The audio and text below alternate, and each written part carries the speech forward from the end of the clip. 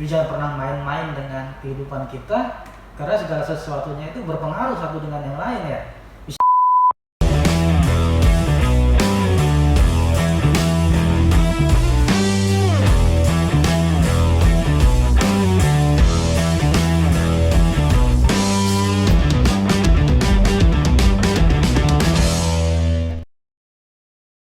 Ya, salam semuanya. Ketemu lagi kita di Kapur Tulis. Puji Tuhan. Kali ini saya bersama dengan Pak Octavianus Yudi. Banyak hal akan kita kupas pada hari ini. Kita bahas saja bareng dengan Pak Yudi. Oke Pak Yudi, tentang 5 gadis bodoh dan 5 gadis bijaksana. Supaya kita lebih familiar dengan cerita itu, secara ringkas ceritakan tentang 5 gadis bodoh dan 5 gadis bijaksana. Baik, 5 gadis bodoh dan 5 gadis bijaksana itu terdapat dalam kitab Matius pasal 25 ayat 1 sampai 13. Ya, mengisahkan bagaimana 5 gadis yang bijaksana dan 5 gadis yang bodoh sama-sama menantikan mempelai laki-laki. Ya. Tetapi ada satu yang membedakan antara 5 gadis yang bodoh dan 5 gadis yang bijaksana, di mana diceritakan 5 gadis yang bodoh itu dia hanya membawa pelita, tapi dia tidak membawa persiapan minyak. Ya. Sedangkan 5 gadis yang bijaksana dia selalu membawa pelita dan juga membawa persediaan minyak. Akhirnya di tengah malam, saat mereka kecapean, mereka tertidur, dan saat itulah mempelai laki-laki datang. Dan 10 gadis itu terbangun, tetapi sangat disayangkan pelita 5 gadis yang bodoh padam dan tidak ada persiapan minyak. Ini adalah gambaran daripada akhir zaman, di mana setiap manusia harus mempunyai pelita dan minyak. 5 gadis bodoh, 5 gadis yang bijaksana. Tadi dikatakan ketika raja itu datang, ternyata yang 5 kehabisan minyaknya. Ini masalah tentang persiapan. Bagaimana ketika menyambut kedatangan Tuhan Yesus dan ketika menyambut sesuatu, persiapan itu harus matang.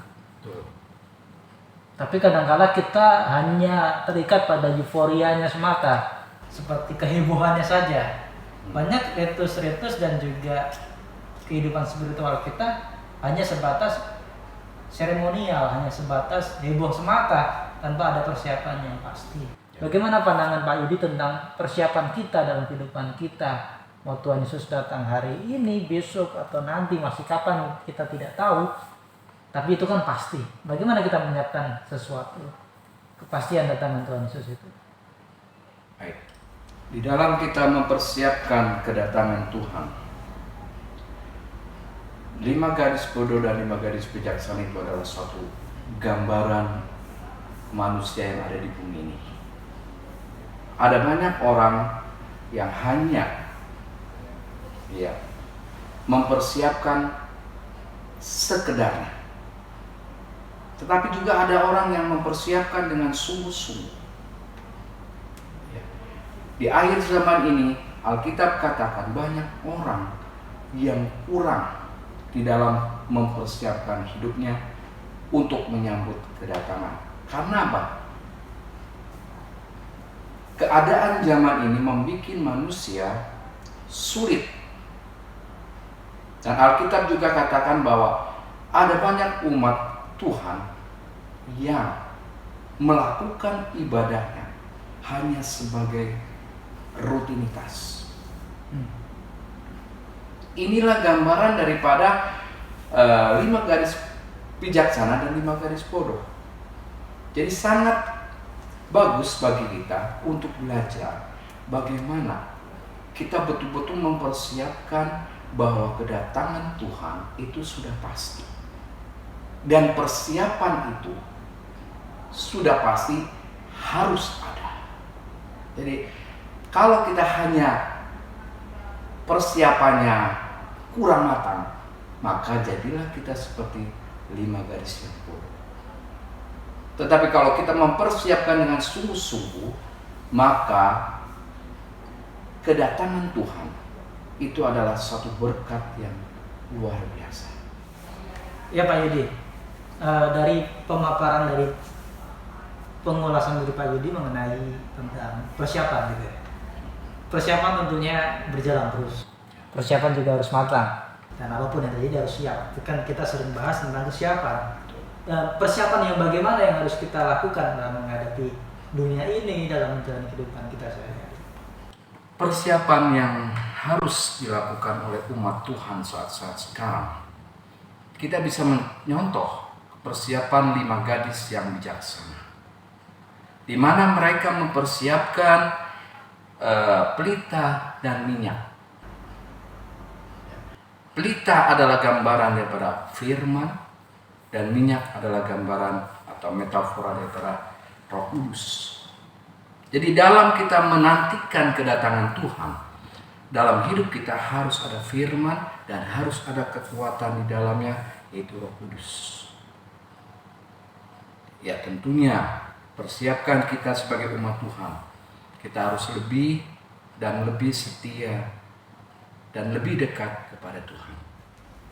Kalau yang pintar, gadis yang bijaksana, pastilah kita ngerti belajar apa dari mereka atau pelajaran apa dari mereka.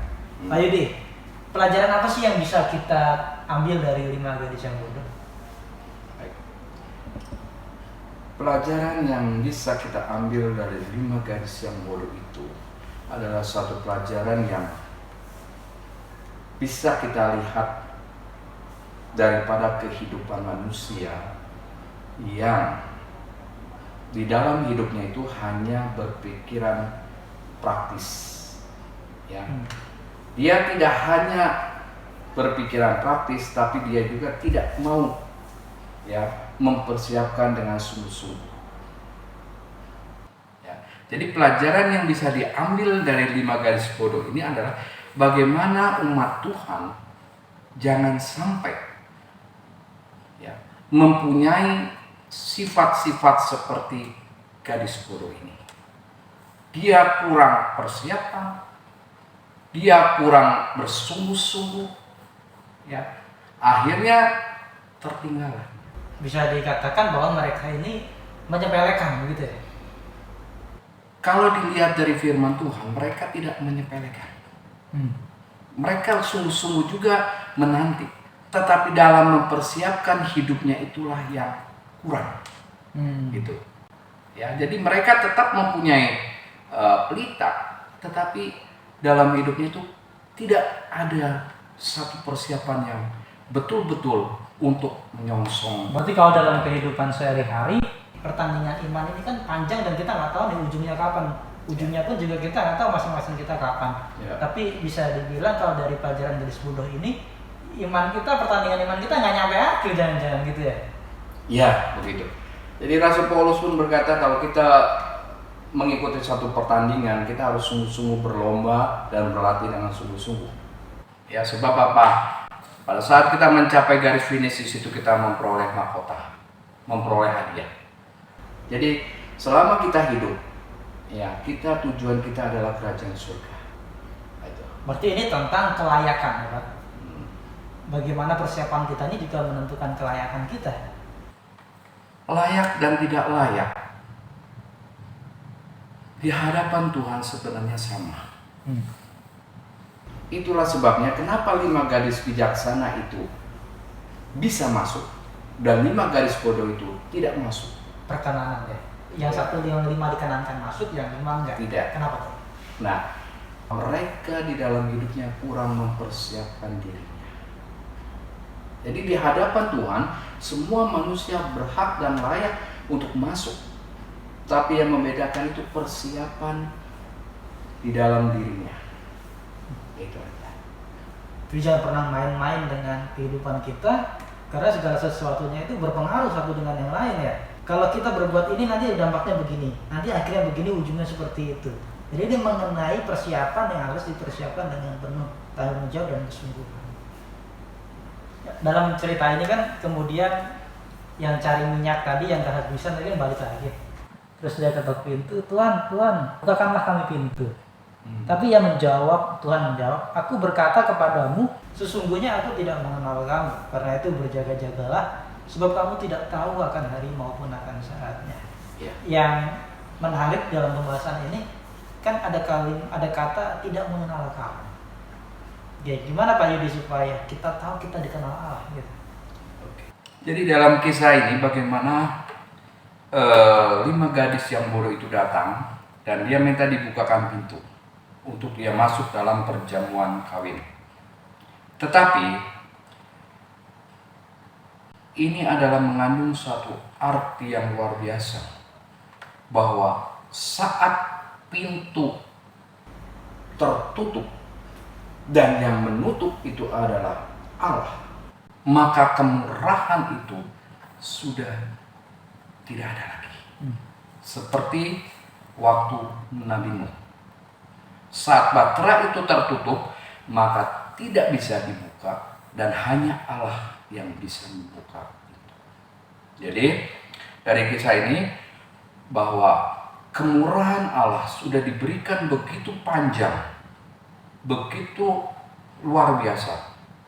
Tetapi pada saatnya nanti kemurahan itu berhenti. Saat itulah orang yang termasuk dalam 5 gadis yang bodoh akan berteriak dan jawabannya, aku tidak kenal.